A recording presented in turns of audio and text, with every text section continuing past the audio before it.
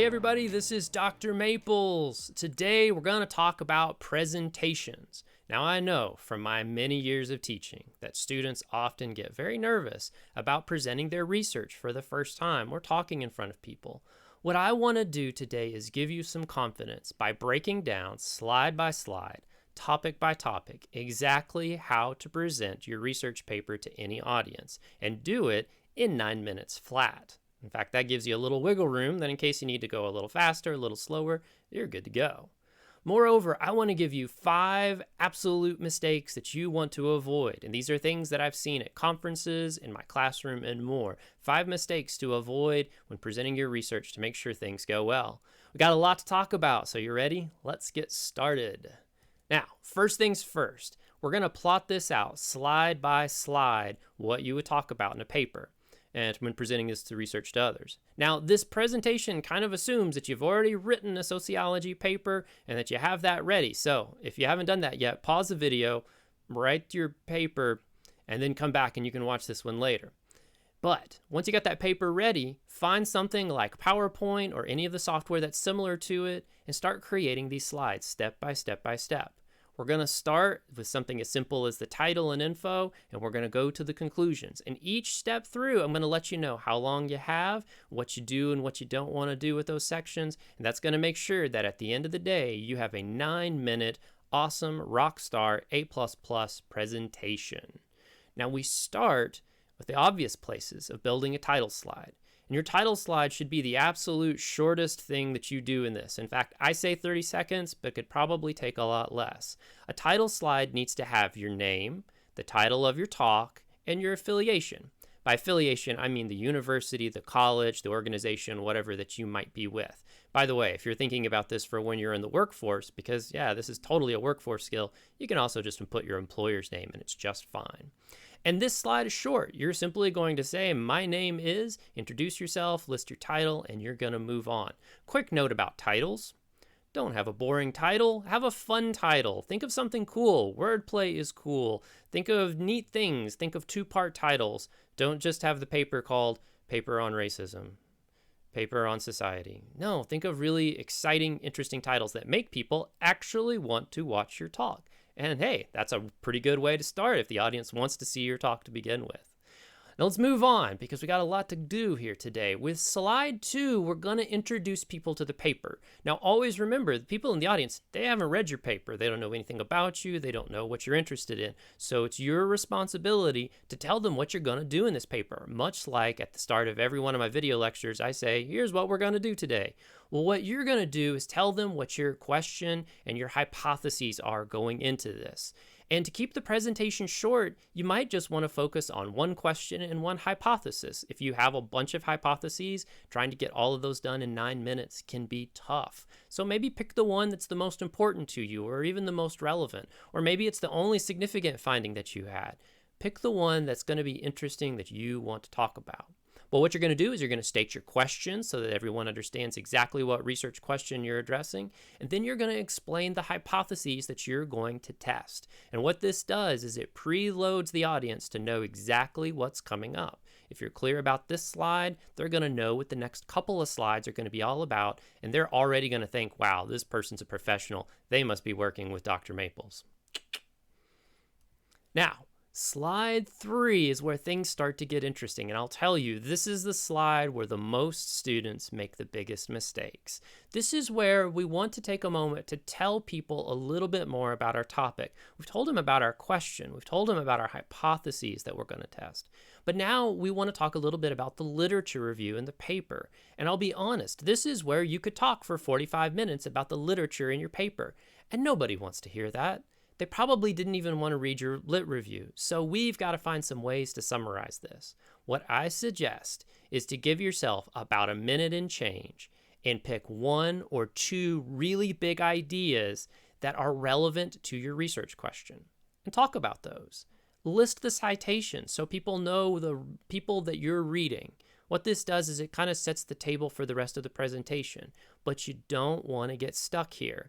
I've seen people do great out of the starting gate. They do their slides, they do everything. They get to the lit review, they spend 9 minutes on that, and then their time's up and they never finish the rest of their talk. Or worse yet, they try to do the whole rest of their presentation in 30 seconds flat. And it goes pretty flat, to be sure. So spend as little time on this literature as you can. One quick note too could be if there's a theory that's just super relevant to your work, maybe this is a great place to talk about it. Summarize it to the audience, and it lets people know who you've read and what you're thinking, but don't get stuck there. So we've got a minute and some change that we're spending on that. For slide 4, this is where we want to start maybe spending a speck more time. We moved quickly up to this point, but this is where our methods come in. This is where we're telling people how we did this study. And I can tell you as a quantitative researcher, this is the place that you lose 90% of your audience. If you try to give short shrift to explaining your variables, you just kind of lose them.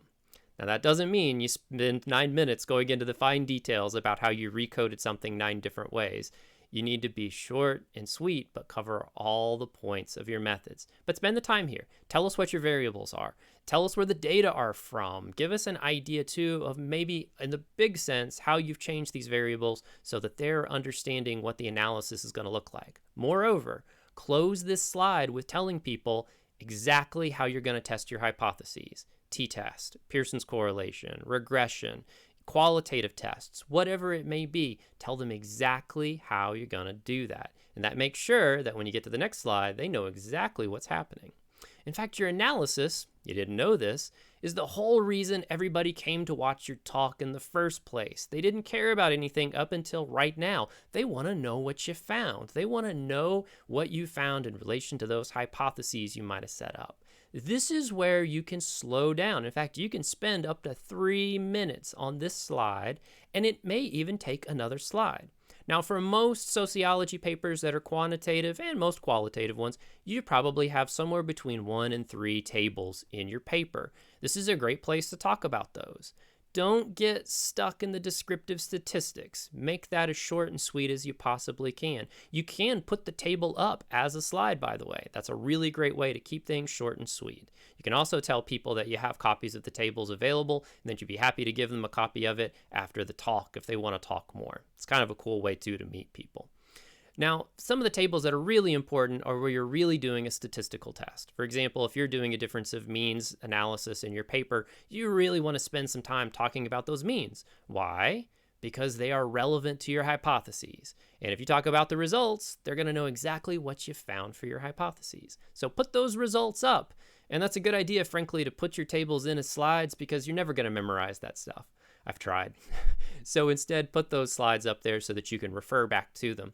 Likewise, too, if you get to the end of the talk, somebody asks you a question, they might say, hey, could you go back to your table for a second? You can go back. You got it there. You can answer their question. So you can spend up to 3 minutes on this, but don't spend all of your time getting stuck here. Although if you were going to spend a place and get stuck, this was probably the slide to do it on.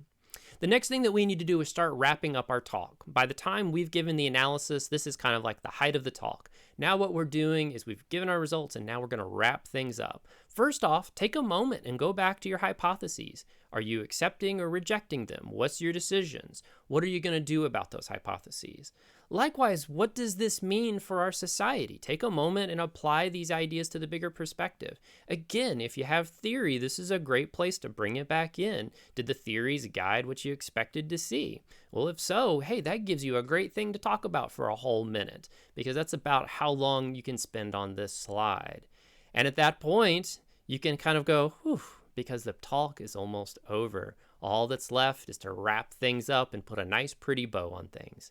In fact, what I like to do for students is have them present on what's the next step. What do you do with this research next? Are you publishing it? Are you going to go back and redo this study? If you were to redo this study, what would you have done differently? What went wrong? What went great? What did you like and dislike about how this study turned out?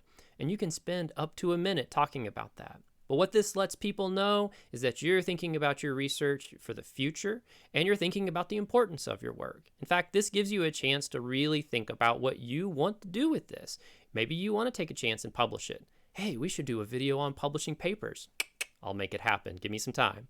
But this lets you stick to a very clear presentation that's 7, possibly 8, maybe 9 slides, but definitely no more than that.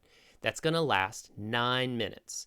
And the cool thing is most conferences will give you 10 to 12 minutes. And you're probably going to talk really, really fast because it's your first presentation and you're going to be really nervous. Try to breathe, slow down. And so that gives you a whole minute and maybe even a little left over to, go a little long or answer questions or things like that that you might want to do. But there you have it. You follow my system, you're going to have a 9-minute presentation. Now, I want to give you 5 things that I have seen go disastrously wrong at conferences. And this is over my 15-something years of going to academic conferences, ranging from the big professional ones like ASA, all the way down to small undergraduate symposiums, which are my favorite place to talk because I kind of like watching my students talk. 5 mistakes. First off, make sure you know the conference format before you go. Is it a virtual presentation? Is it an in-person one? How long are you going to talk? Will there be questions at the end? What order are you presenting in? Can you have technology? Can you have wireless connections? Most of the time you won't. Can you do PowerPoints, or should you bring copies of your paper? What are the rules? Every conference is just a little different. There are usually some similar things like the PowerPoint works. You can bring a laptop. You can load your PowerPoint there. Things like that are common. And another common thing is you won't have Wi-Fi in conference spaces. That's actually fairly common that you won't have a wireless signal. But find out the specifics of your talk. That applies for any time that you're going to speak in public. Find out how long you should talk. Make sure that you understand exactly what you're getting yourself into. I can't stress the second one enough, but don't read your paper to the audience. Oh my goodness, I have seen that talk too many times. And you know what? All I remember is how bad they are.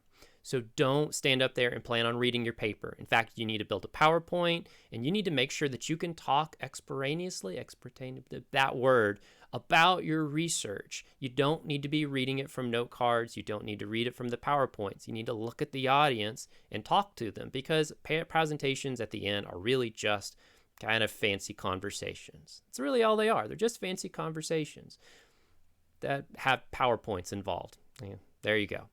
So, know your conference format.